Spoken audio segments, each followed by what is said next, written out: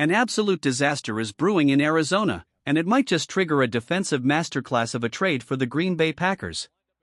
Imagine a scenario where a dominant, game-changing edge rusher forces his way out of a broken franchise to reunite with the one coach who unlocked his true Pro Bowl form. This is no longer just a rumor. This is a real-time situation that is rapidly escalating. A major NFL insider just dropped a bombshell about a massive star completely ghosting his team, and the breadcrumbs lead directly to Green Bay. If you think the Packers' defense is set, you are missing the terrifying reality hidden within their current roster depth. Before we dive in, smash that subscribe button if you want the fastest NFL updates on the planet. The entire league is on high alert because the drama in the desert has officially boiled over. We have to look back to the early spring to understand how this massive puzzle connects. Rumors started swirling months ago when a prominent West Coast radio host leaked that defensive star Josh Sweat demanded a ticket out of Arizona the exact moment the front office parted ways with their previous leadership. While some thought the tension might settle down under a new staff, the situation has officially reached a point of no return. The core of this entire drama centers around one man, Jonathan Ganon, the newly appointed defensive coordinator for the Green Bay Packers. The moment Green Bay hired Ganon, the clock started ticking. It created an immediate, logical bridge for a blockbuster trade because Sweat has openly made it clear that he wants to be coached by Ganon and Ganon alone. When you analyze the history between these two, it becomes glaringly obvious why this pairing is so lethal. The drop-off in production when they are apart is nothing short of staggering. But wait until you hear the exact statistical proof that shows why Sweat is completely useless to Arizona right now but could be an absolute godsend for Green Bay. To truly understand why this trade demands to happen, you have to look at the numbers. The data shows two completely different football players depending on whether Jonathan Ganon is running the defense. When Sweat is playing in a system designed by Ganon, his production skyrockets to an insane degree. We are talking about his yearly tackle numbers jumping by double digits. His sack production doesn't just increase, it literally doubles. His tackles for loss explode to nearly 12 per season compared to barely 6 without Ganon. His forced fumbles and pass deflections also double. This isn't a one-year fluke, either. This elite level of play covers 3 full seasons of work across multiple different organizations, including a highly successful run together when Ganon was directing traffic for the Philadelphia Eagles defense. Those 3 seasons represent the absolute pinnacle of Sweat's professional career. He knows it, Ganon knows it, and the Green Bay front office certainly knows it.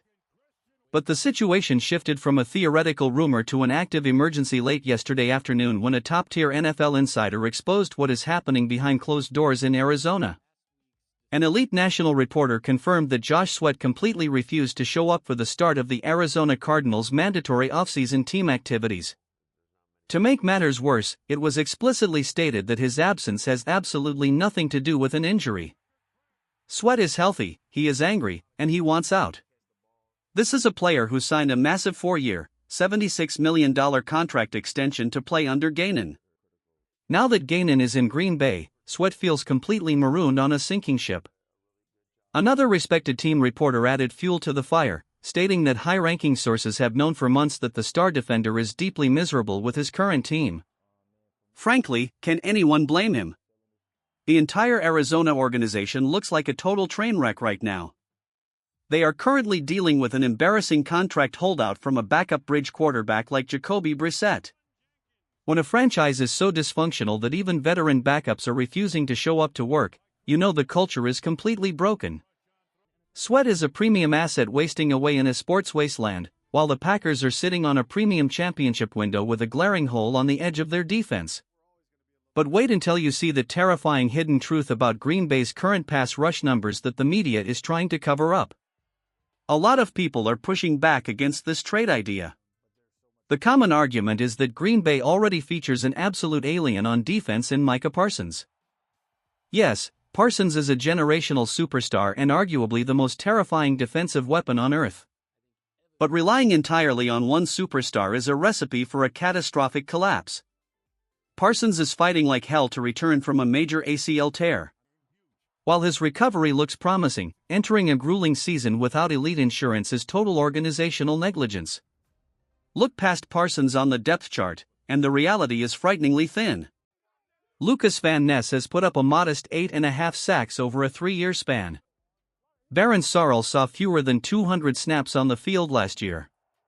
Alan Oliver barely touched the turf with 31 total snaps, and Denali Sutton is an unproven rookie trying to learn the speed of the professional game. That is the entire edge rushing unit. If Parsons needs a breather or takes time to regain his explosive first step, the pass rush completely dies.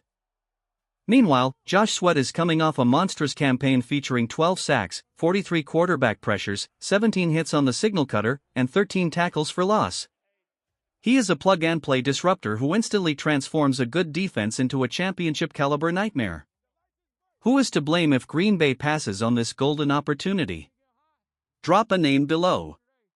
The analytical charts paint an even scarier picture of the current roster's limitations. If you look at total quarterback pressures from last season for players currently wearing a Packers uniform, the drop-off after Parsons is a vertical cliff.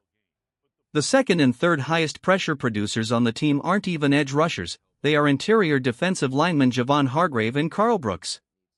After those defensive tackles, the next edge rusher on the list is Van Ness with a mere 23 pressures, followed by Sorrell with an abysmal 6 pressures.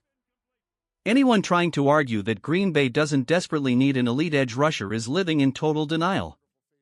Financially, the front office can easily manipulate the salary cap to make this reality work.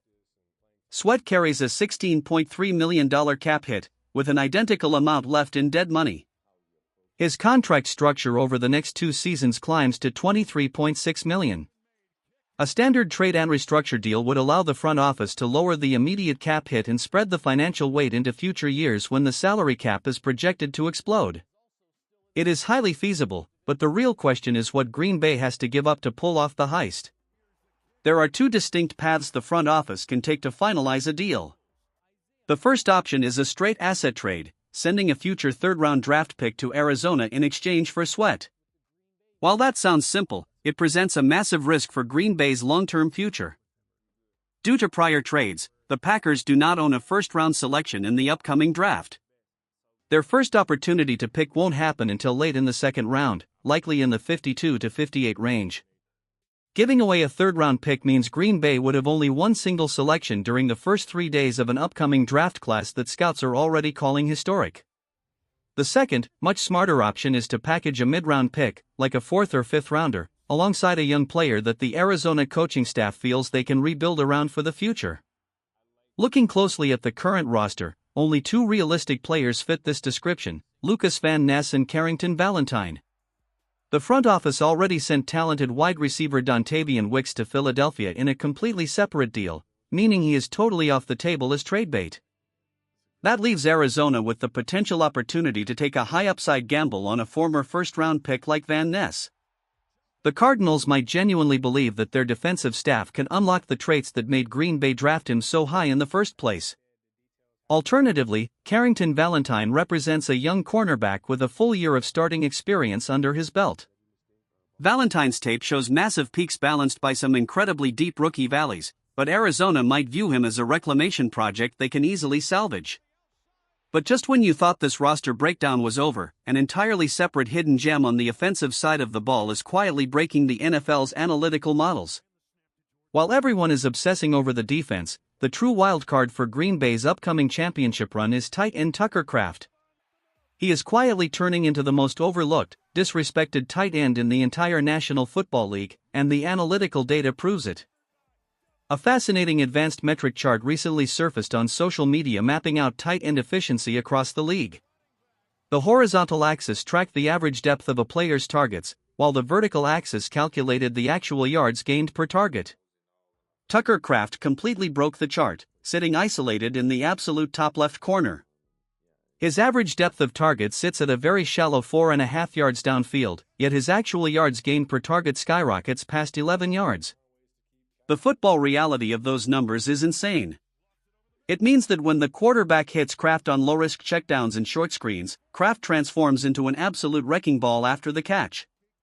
He possesses an elite, rare ability to break tackles and create massive chunks of hidden yardage out of thin air. Before suffering a brutal, season-ending ACL tear last year, Kraft was putting together a historic stretch of football. In just 8 games of heavy action, he racked up nearly 500 receiving yards. During that span, he ranked second among all tight ends in total yards, first in yards per catch, second in receiving touchdowns, 10th in total receptions, and number 1 overall in yards after catch per reception. The medical staff is working overtime to clear him, and Green Bay desperately needs him back at full strength because the rest of the tight end room is an absolute question mark.